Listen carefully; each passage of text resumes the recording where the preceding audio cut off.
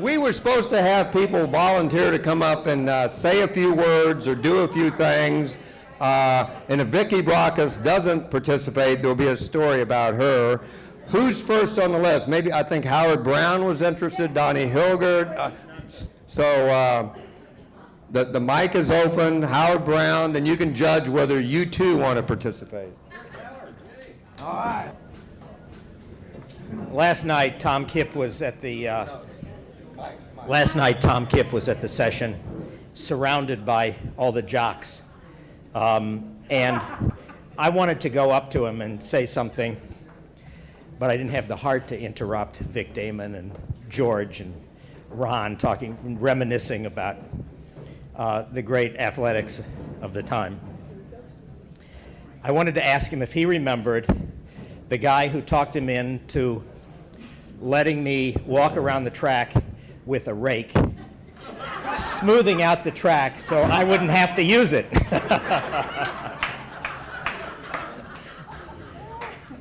I also remembered the only part of the high school that I didn't have a particular affinity for when we walked around today was the gym. And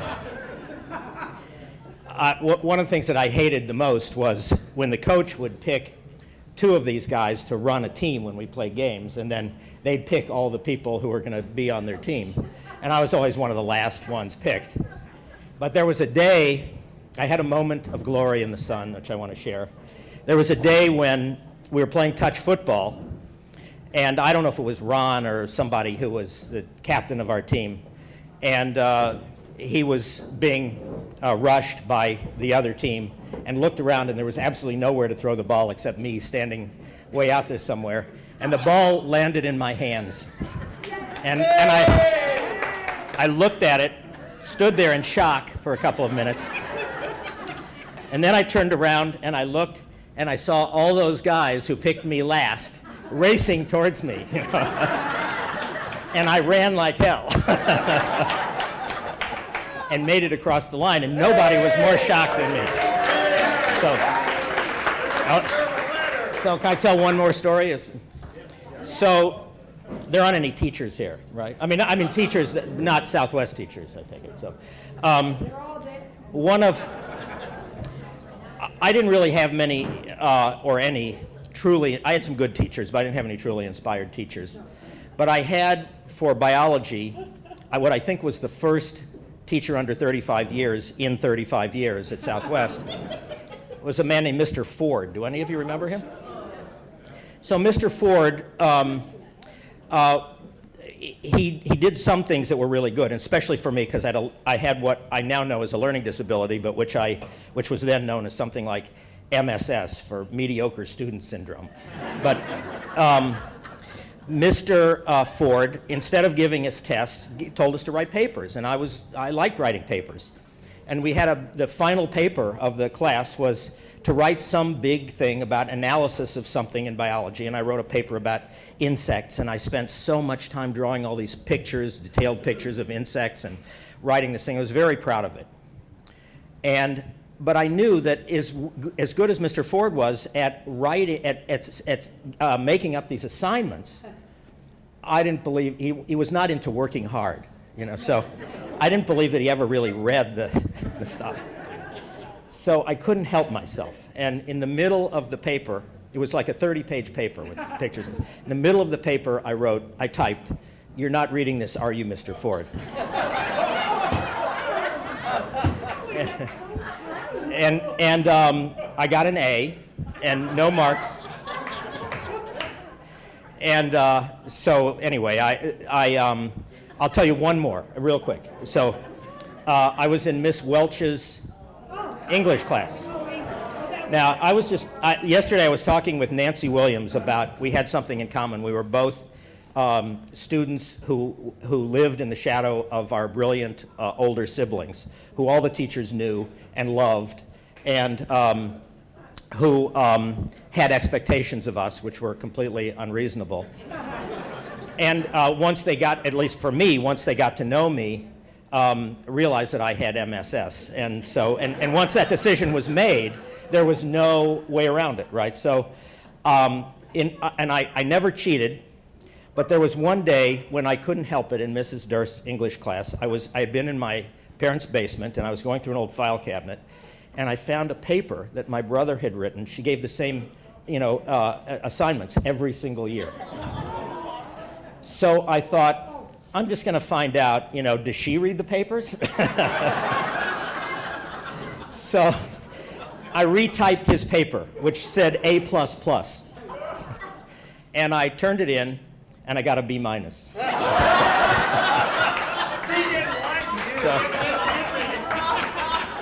So anyway, that's my stories. I hope some of you others will tell some.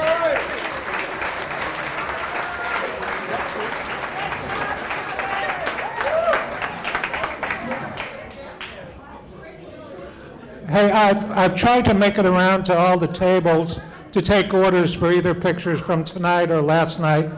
If I miss somebody, raise your hand and I'll come on over to you.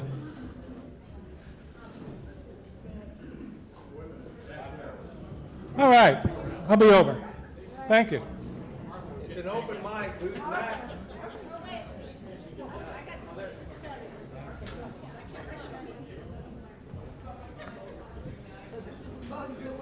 Certainly, it's an open mic. Who's next? Tom Walleth.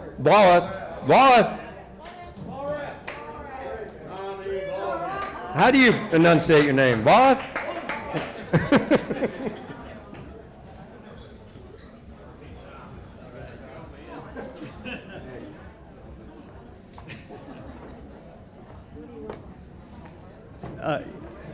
On several occasions here at this rendezvous, all right. A couple of people have asked me, Volrath, yeah, didn't you hit up that mathematics club that we had? And I'd almost forgotten about that, frankly, but sorry. So,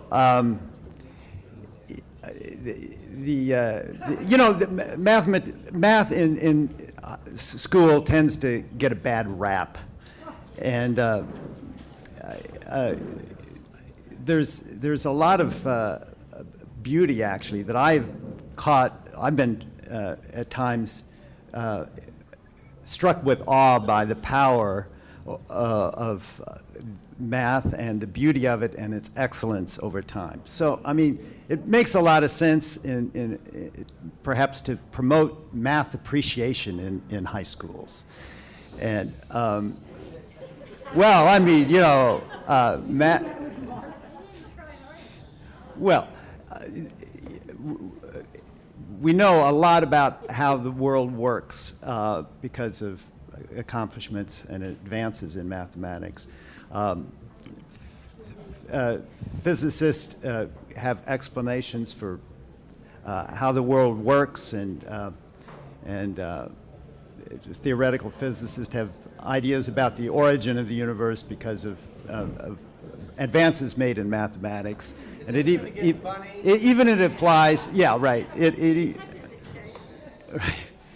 It extends to mathematics has made great contributions to even econometric kind of an applied analysis. So why not have a math class? Well, so I remember the first meeting that we had. There were about 4 or 5 people that showed up, which wasn't real surprising. But I wanted to get an idea of what they envisioned as something they'd like to do in class. And I asked them, and there was absolutely, you could hear a pin drop. There was no response whatsoever. So, I gave my spiel a little bit and gave some ideas. And then I asked them again, does anybody have any ideas what they would like to do in this class, or in this committee? And again, it was there were pregnant moments, and so I said, "Look, let's call it a day, and let's go down and have our pictures taken for the sachem." And so we all broke, and that's what happened. And from that day forward, we never met again. So, Was Chips in the picture? well, no, he wasn't. He didn't have enough nerdiness to him at that point in his life. That surfaced later. So, thanks, Ron, for reminding me about that episode in Southwest High School.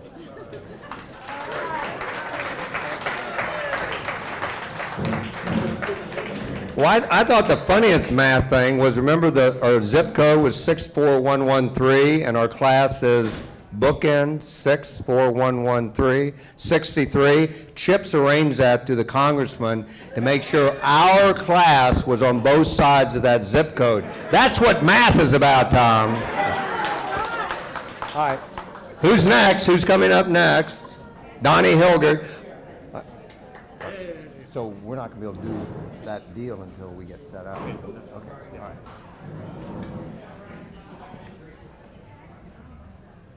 It would probably surprise some of you that on a fairly regular occasion, I was asked to stay after school and help the teachers and stuff. And I think some of you have maybe heard the rumor that Colonel McKee actually graded your essays on a curve where he put them at the top of the 4th floor stairs and kicked them, the ones going to the bottom being an A. I want to confirm that. I saw it in person. You bet. Thank you.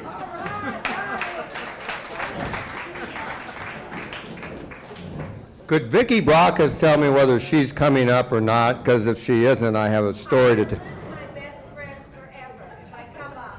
Okay, then I get to tell this story about Vicki because she's not coming up. Vicki and I went to the Country Club Congregational Church religiously year after year after year. Perfect attendance, 13 years, 12 years, I don't know, many, many years. That's the little white church you see out the front door of Southwest.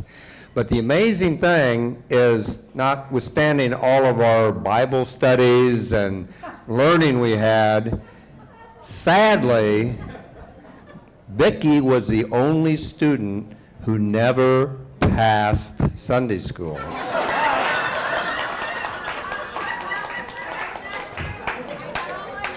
And it all happened in one event. We had oral quizzes. I mean, this was tough stuff. And the minister would sit you down and ask you questions. And the last question that Vicki was asked sealed the deal. He said, "Vicki, tell me why God drove Adam and Eve out of the Garden of Eden." And she answered, "They needed to go somewhere?" So that's my story, Vicki, for not performing tonight. Who's next? Mic's open.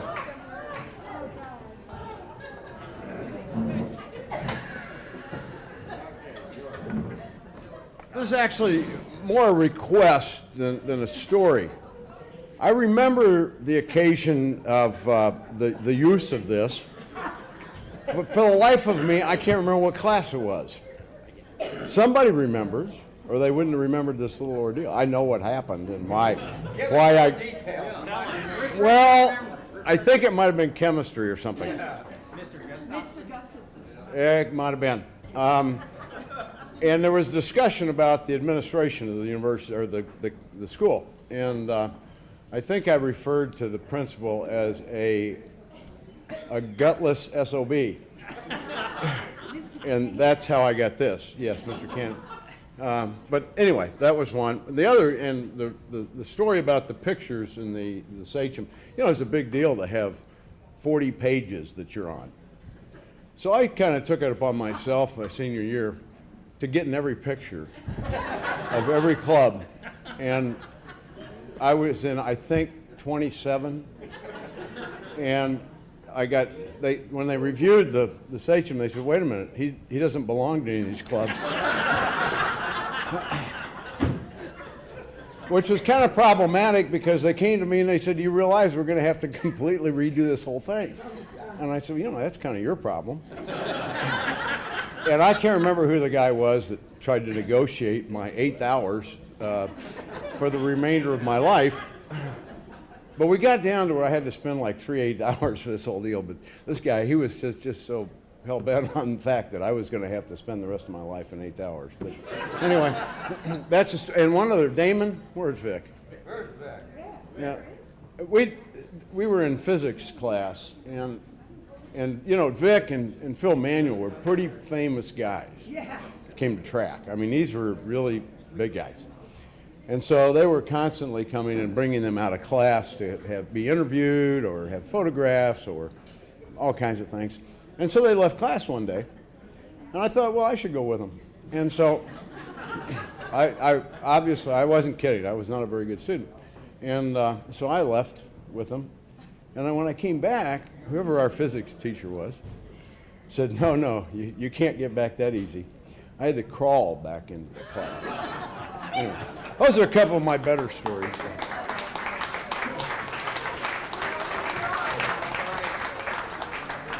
I think I got everybody. Last call, anybody? Right there. Okay, thanks a lot. Did you get her? So, you got her? More people stepping forward. We do have a final event that's going to require a setup, but in the meantime, Cam? Oh. Please step forward.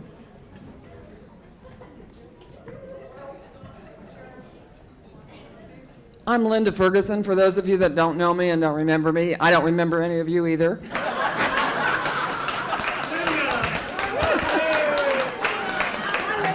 I just felt very strongly that at least one female ought to stand up.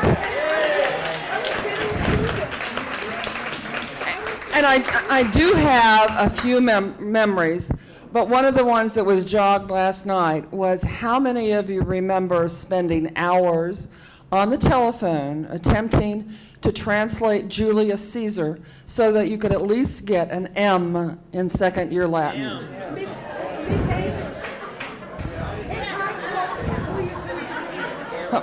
Say that again? I can conjugate that. Oh, still, moa masa mat, yeah. It's good for the puzzle. Right.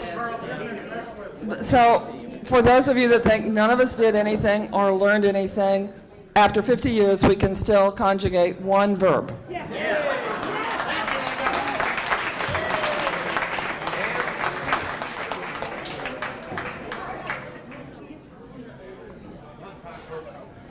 Martha, this is about you. Quit talking. This is about you. Quit talking. You couldn't. Conjugating a verb. Oh, conjugating a verb. Yes, you could. Yeah, come up and do it. Yeah, all right. That's all right. That's all right. That's all right. But that's all right. I do. Come on up here. I got a little story to tell, and it's something that I hope you all will benefit from. Martha got in touch with me and said she had some of these albums that the choirs did, 3 albums. And so she sent me these 3 albums. Now, she said she hadn't listened to them in 50 years, but maybe I could do something with them with the website. And the wonderful folks that are doing the video, which I'm going to talk about a little bit later, I contacted them and I said, what's the possibility that we could convert these to something I could put on the website? And so they have done that very effectively. We can only afford to do one of them, but I want you to know that this week I will put the page up on the site where you can actually see this album, see the pictures that are on the back of the album, identify, and I'm sure there's a lot of you that were involved in this, and you can actually listen to this music in digital form off of the website. And I want to thank you very much for doing that.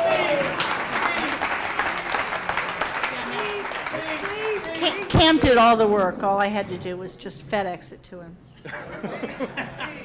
And you know, the one thing that I thought was fantastic when Kathy, who is on our video crew, heard this, she could not believe the quality of the performances. And so she was amazed, right, Kathy? Absolutely. So I encourage everyone to go listen to some of them. Yes. Could you have the people in the chorus put their hands up? Yeah, anybody that were, well, you probably know. Choir, no. I'm sorry. Almost everybody here is in a choir. What are you? Look, there was the concert choir, right? The concert choir, and then there was the Indian bells. Ooh. Engine bells. Engine, oh, the engine bells. And then there was the male octet. And then there was the double mixed ensemble. So if you were in any of these, you should stand up and be,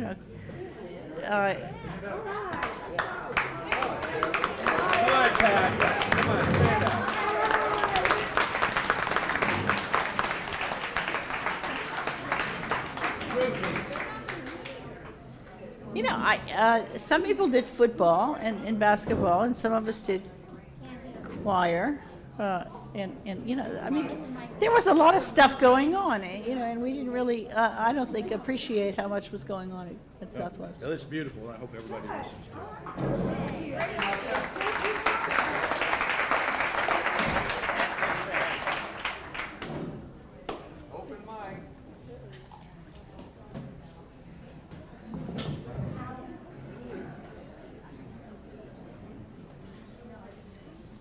Hey, good evening.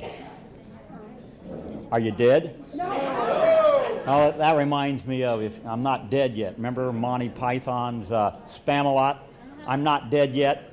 So hopefully that's our group. I'm not dead yet. So off to war we're going because I'm not dead yet. I recommend that for everybody. However, the best, I'm going to reminisce on this and then I'll get to my point. The most important thing on that, I was doing a training for the executive staff at California Institution for Men. We had about 50 people in the warden's staff, and I played song number 13, and it look on the bright side of life.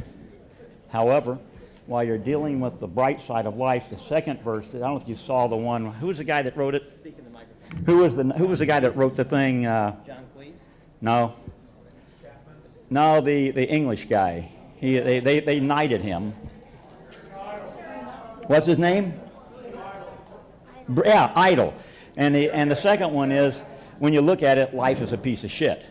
And that was one of the things that they said. And then they come back and say, that, look on the bright side of life. So you have to look at all the different things. I believe in what Forrest Gump said, shit happens. And then when you see him up there, after he's running across the United States, the guy, he splashes mud on him after he stops and decides he's going to quit running. And it says, shit happens, and he's got a smiley face on it, and the guy goes on and makes millions of dollars. The one regret I have was my mother was very religious. I ended up being a clergyman, and we isolated ourselves from the rest of you. That's what I did. And there were probably a lot of you like me that did that. I was in the band, I ran some track, but I didn't get to know any of you. And you guys are really a neat, that was one of our key words in those days, neat. You are really a neat group as I get to know and meet you here at this thing. And this is a great event. I appreciate you inviting me here, the others here, following up, because I think we all cared about each other, but we were shy and fearful and afraid to get to meet the rest of our peers. So I appreciate this event, and that's the only thing I wanted to say is I appreciate each and every one of you, and I've always been impressed with our class. God bless you.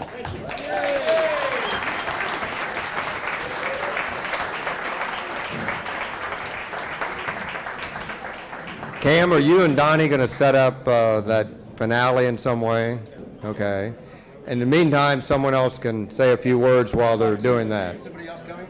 No, they're going to be working on, but you can be talking over them. Just Yeah, don't. yeah. Just, whatever. Does anyone want Larry Hill to talk? There he is!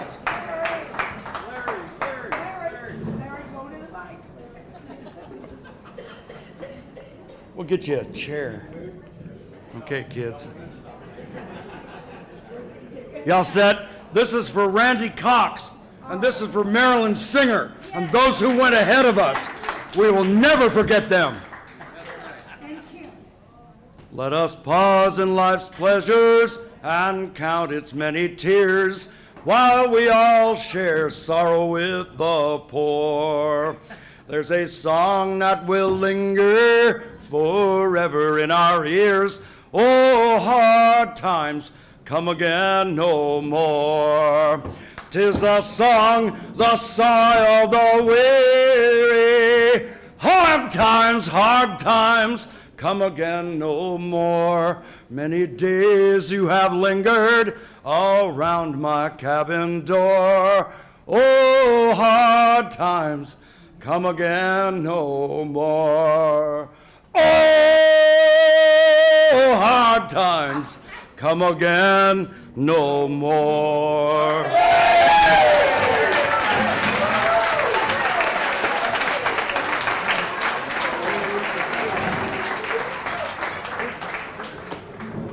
Hello, I'm Linda Weinberg Hammer. If any of you went to Hell Cook School, I have a book with your pictures and your name because my mother typed up every single person's name in every class I was ever in. So come and see it. You are